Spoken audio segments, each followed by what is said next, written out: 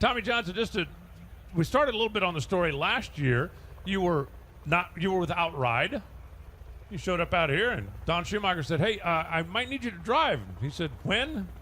And he said, like in an hour. So they said, "You at the track?" "Yeah, I'm out here walking around being a spectator." And they said, "Can you get your stuff and get over? We need a driver." So jumped in my car. Luckily, live about 3 miles from the track, and was back here. And I think in about 30 minutes from the phone call, we were sitting in the car warming it up and ready to go for that night. For those of you that don't know the rest of the story, Matt Hagan had contacted COVID and could not drive. Didn't work out so well here at Indy, but didn't work out too bad at Reading.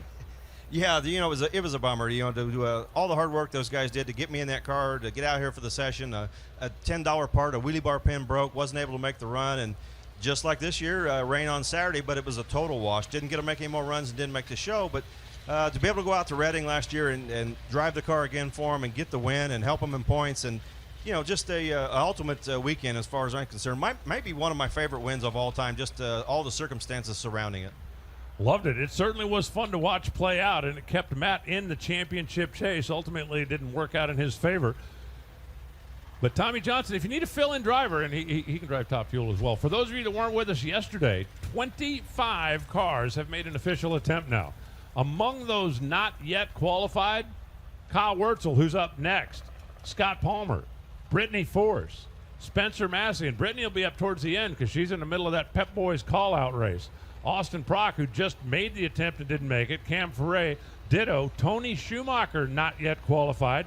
Lex Joon, who's up next, and Scott Farley as well. Now, I was told that Scott Farley is not going to make this attempt. So the good thing about Indy is at least you've got 5 shots to make it. Well, if he decides to sit this one out, he won't be locked out just yet. But an interesting pair of cars right here. Lex Joon and Kyle Wurtzel, they are both Indiana cars. Full field plus out here. They both want to be here. You're going to have friends, you're going to have family, you're going to have supporters. You don't want to have to explain to everybody on Monday how come they're racing and you're not. Last night, Lex was on a pass. He was trucking down through there, but clipped the blocks right in the lights. But the car was moving, so the tune-up and the parts and pieces that they've been working on. But look down there. There's a problem. It's got fuel running out of it as they started it up. Yeah, and that is so unfortunate because last night they had such a great run, clipped the block, lost the run. Here now in Q2, having a big issue, so they may fall further behind.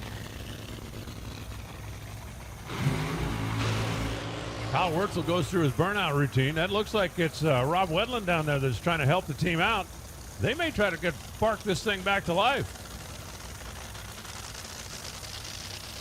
Scott Graham dives in and says, yeah, back it down, back it down. I think they're going to run out of time before they can make it all happen down here. And I think they just did. One thing about these nitro cars, once you've started them and especially switched over to the nitro, you can't just like turn the key off, turn the key back on and start it up again. And they are being told no. We'll talk about backing them down here in just a second, but a great opportunity here to watch Kyle Wurtzel on a single. Watch and listen. They use timing to manipulate the power level. They will jack the ignition timing up and down to manipulate the power level, try to match the level with the traction out there on the racetrack. And Tommy, you've been sitting in these cars. I haven't. You can feel that, right? Yeah, you feel the decrease in the power when the timing kicks out. They'll take as much as 25 degrees out of timing to soften it up, let the tires settle, then ramp the timing back up in it. And then on the top end, you can also feel when it hits the rev limiter on the top end, you can feel it. You hear the engine change and the pitch of the engine change and lays over a little bit. There you go. 3.825, 322 miles an hour. Kyle Wurtzel was out. Now he's in. You want the good news or you want the bad news? 15 is better than 17.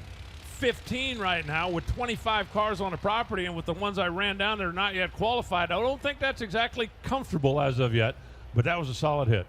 Nice run by Kyle. They've got done it right. You got some guys in there, got some great parts.